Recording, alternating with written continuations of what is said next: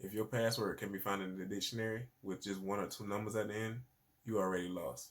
What's going on, y'all? This is Marion from Art Digital, back again with another tech tip. But before we get started, I want to give a shout out to Nightmare Owl for letting me use his song Strange Home as the background music for this video. This week's video is going to be the first in a series geared towards information security. This week, we're talking about passwords. Let's start off by talking about why passwords are important. Most people think of passwords as locks on the door against intruders.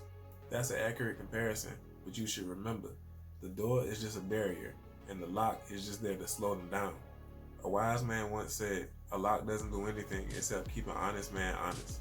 In terms of passwords, you can take this to mean that in the grand scheme, a password is only good to slow people down who have bad intentions, unlimited resources, and all the time in the world to crack your password. The first step in combating somebody like that is creating a strong password.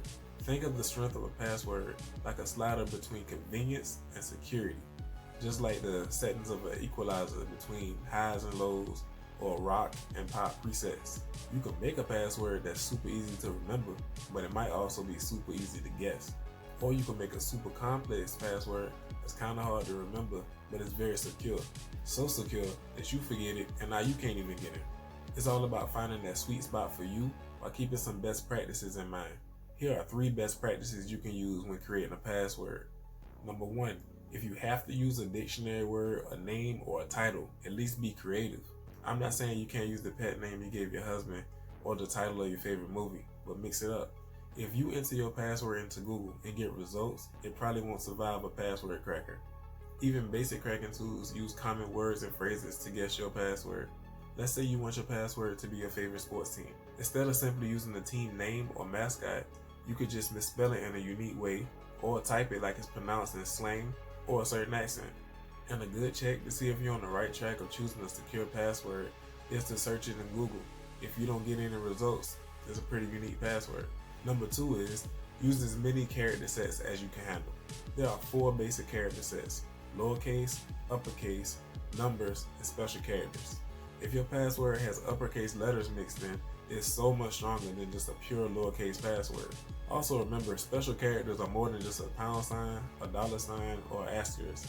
The spacebar is one of the most overlooked special characters. If I flat out told you that my password was turtle and all lowercase, you would probably never guess that I put a space after the second T.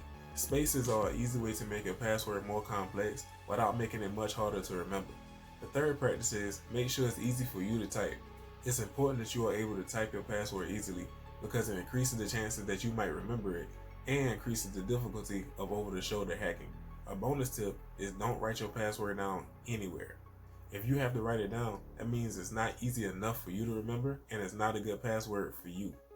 Now that you have that perfect password, let's talk about password maintenance. Password maintenance is more about maintaining the security of your password. I'll be going over these in order from most secure to most convenient. The best thing to do is never use the same password for more than one account. Now this is incredibly secure, but at the expense of having to create multiple unique, strong passwords for everything that you sign into. But think of the opposite. What if you only carried around one key to open up every lock that you own? It will make life easy, right? But think of how easy it'll make the life for somebody who copied that key and now they just want a car, have access to your house, your locker at work, and your P.O. box.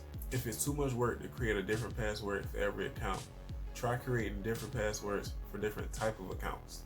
All your online shopping accounts get a password like treat yourself.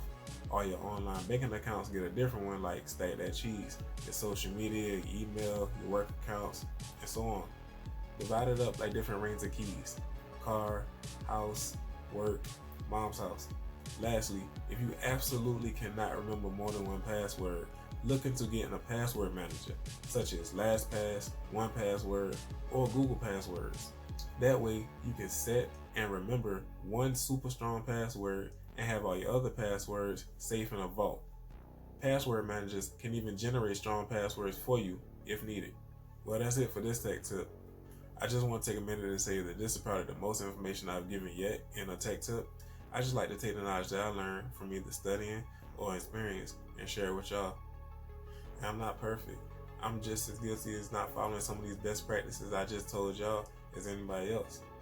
Every month when I go to pay my mortgage, if my old password expires, I probably just increment the number at the end of the password one more digit. When it says enter your old password, I live here 1. Enter your new password, I live here 2.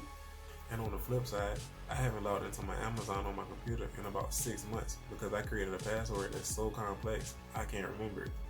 So I just use my password manager, the Amazon app on my phone, and my fingerprint. But that's it for me. Let me know what you thought of the video, and if there's any other topics you want me to cover in a tech tip. Tune in next week for more.